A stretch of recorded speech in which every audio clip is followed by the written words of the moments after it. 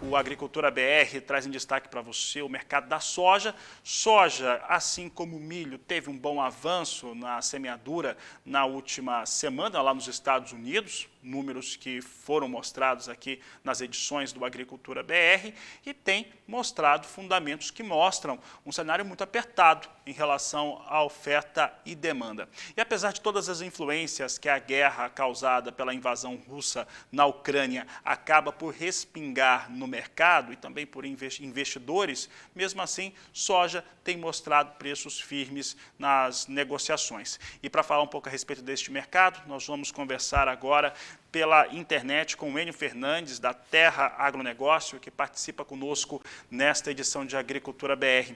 Enio, obrigado pela sua participação, mais uma vez aqui no nosso programa.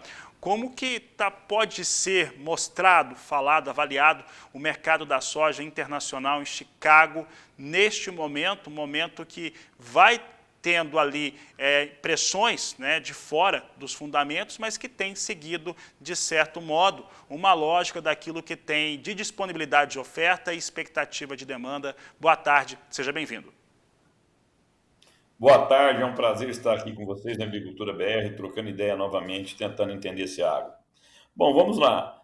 Desde final de fevereiro, março, a soja ela tem operado dentro de um intervalo, num suporte de 16,50, 16,30 até 17,20 bushels point na resistência.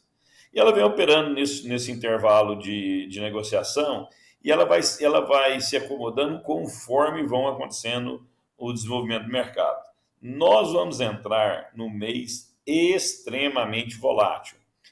Na virada do mês, todo o milho deve estar plantado, até o dia 10, dia 15, toda a soja vai estar plantada.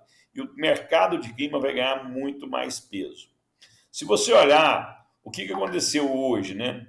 As exportações não foram tão boas nos Estados Unidos, até porque quase não tem mais soja export para vender nos Estados Unidos. E aí o mundo olha, os demandadores olham para o Brasil. Com a queda do dólar, você tem uma menor oferta de soja brasileira. É só ver que as comercializações estão extremamente paradas, porque o produtor não está sendo atraído a vender, ele não está gostando desse número posto na mesa. Como não tem soja quase mais para vender nos Estados Unidos, e como o Brasil, com essa queda do dólar hoje, e é uma queda do dólar mundial, né? Se você olhar o índice DXY, 2 semanas atrás, 10 dias atrás, estava operando a 104 mil pontos, agora nós estamos a 100 mil pontos, abaixo de 100 mil pontos. Então, com essa queda da moeda norte-americana, essa perda de valor do dólar, você tem uma elevação em Chicago que vai ter menos oferta. Do outro lado da mesa, ontem o Federal Reserve, Banco Central norte-americano, divulgou e sinalizou na sua ata que as próximas 2 altas devem ser de 0,5 ponto percentuais lá. O mercado estava temerário que a alta fosse maior, 0,75 pontos, o que afetaria a economia chinesa, a americana, e a economia chinesa já está sofrendo um pouco devido a essas políticas de lockdown. E o lockdown na China, em Xangai, parece que vai ser amenizado. Quando põe tudo isso sobre a mesa, nós estamos enxergando soja hoje com alta de 40 pontos na primeira posição. Só para finalizar, é muito importante esse primeiro contrato fechar hoje acima de 17,20, quebrando essa resistência de 17,20. Isso pode trazer novas esperanças de novas altas, principalmente porque segunda-feira nós não temos operação em Chicago, Memorial Day, feriado em homenagens aos combatentes de guerra. Isso vai trazer muita tensão para a sexta e principalmente para a terça-feira. Enio, pensando nesses dados que você acaba de descrever tão bem, e pensando aqui no Brasil, assim como no resto do mundo, em que o dólar tem perdido força. Aqui no Brasil, o dólar perde força, está sendo negociado ali próximo a R$ 4,80, neste momento um pouco menos, às vezes sobe um pouco mais, mas de qualquer maneira, isso na formação de preço acaba trazendo ali um impacto que tira, de certo modo, o ímpeto do sojicultor em fazer a sua comercialização. Né? Ele enxerga que esses preços poderiam ser melhor, porque está vendo também um cenário internacional no qual a demanda continua da mesma forma, né? Como que esse produtor ele deve negociar essa soja, como que ele está fazendo a sua estratégia aí para conseguir aproveitar ou até mesmo esperar melhores preços em reais? Inteligente pergunta a sua.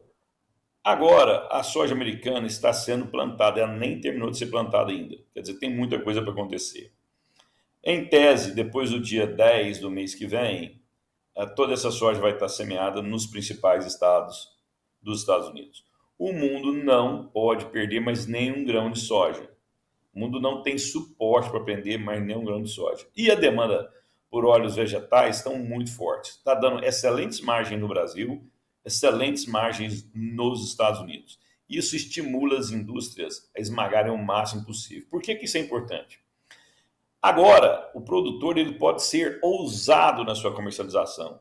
Ele pode esperar até aproximadamente o mês que vem, dia 30 do mês que vem, 20 do mês que vem. Porque nesse período nós vamos conseguir enxergar o clima para o nascimento dessa soja e, principalmente, como vai ser o clima nos próximos 20, 30 dias.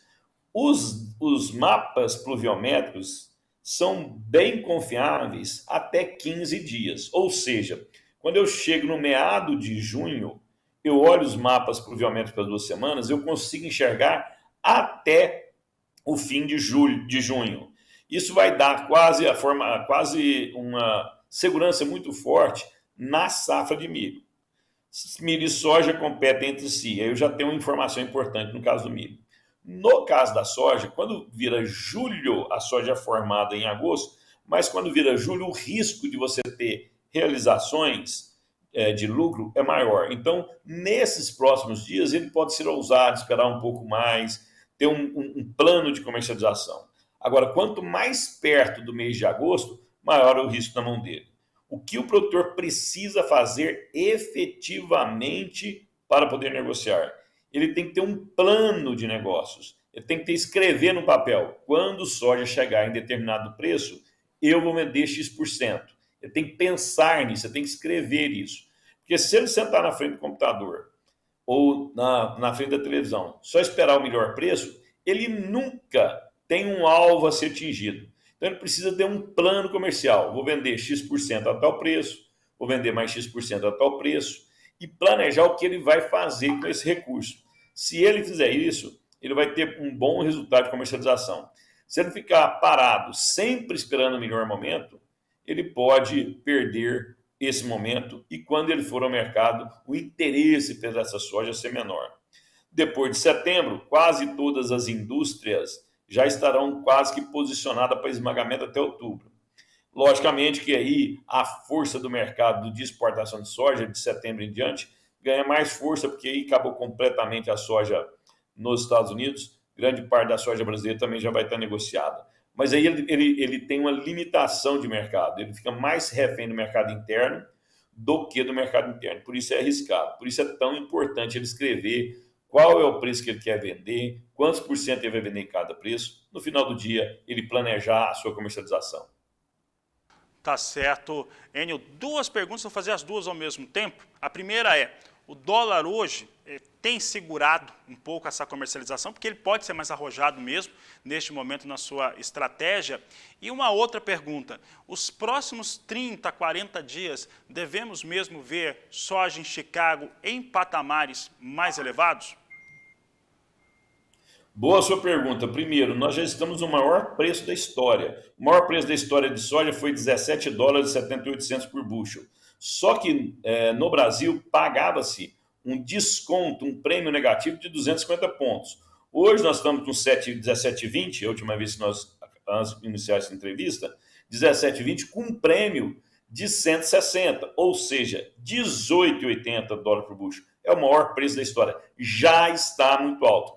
Pode subir mais? Pode, a depender do clima, como eu falei. Os próximos 40 dias vão ser cruciais para o produtor. Ele deve buscar informação a todo momento, principalmente no lado do clima. Sobre o dólar, eu acho que nós estamos com excesso de otimismo no Brasil. Dólar abaixo de 5, num cenário que nós temos um fiscal completamente desarrumado, indo para uma eleição presidencial, querendo ou não, tem muita tensão sobre a mesa. E, principalmente, com a inflação no mundo nos patamares que está, só para deixar claro, maior inflação nos Estados Unidos em 40 anos, maior inflação na Alemanha em 42 anos, maior inflação na Europa, grande parte do país da Europa, em 40 anos. Nós vamos ter que subir a taxa de juros nesse país para controlar a inflação, senão alimento e energia sobem muito de preço e corre o risco de alguns governos caírem.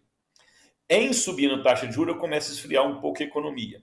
E esses atores econômicos vão buscar proteção contra esse esfriamento e contra essa possível inflação que pode persistir. Tem banco falando que esse momento inflacionário deve persistir até 2023.